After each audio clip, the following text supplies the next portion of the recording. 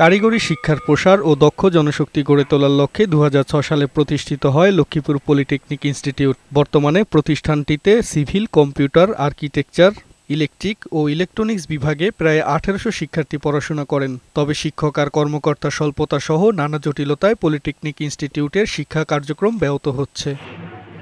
এই পলিটেকনিক ইনস্টিটিউটে শিক্ষক কর্মকর্তার পদ রয়েছে ১২৪টি। তবে অধ্যক্ষ সহ কর্মরত আছেন মাত্র ২২ জন শিক্ষক।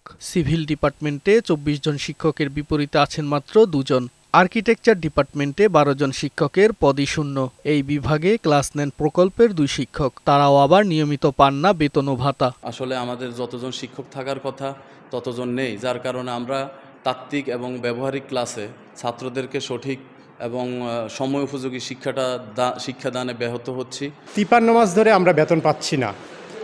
সরকারের কাছে অনুরোধ যে আমাদের বেতন ভাতা দিয়ে অতি দ্রুত পরিশোধ করার ব্যবস্থা নেওয়ার জন্য। কারিগরি শিক্ষাকে আপনারা হাই ভোল্টেজে বলেন যে কারিগরি শিক্ষা ছাড়া দেশ অচল, দেশ ডেভেলপমেন্ট যেতে পারবে না।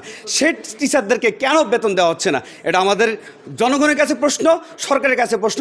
শিক্ষার্থীরা বলছেন শিক্ষক সংকটের কারণে ক্লাস ঠিক মতো হয় না।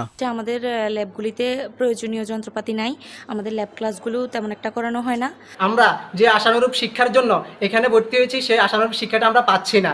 প্রতিষ্ঠানটির অধ্যক্ষ বলছেন বিষয়টি ঊর্ধ্বতন কর্তৃপক্ষকে জানানো হয়েছে। আমাদের প্রচেষ্টা অব্যাহত আছে এবং সরকারও শিক্ষক নিয়োগের ব্যাপারে সচেতন আছে। আমরা উদ্যোগ কর্তৃপক্ষকে জানিয়েছি, ওনারা কিন্তু পদক্ষেপ নিচ্ছে।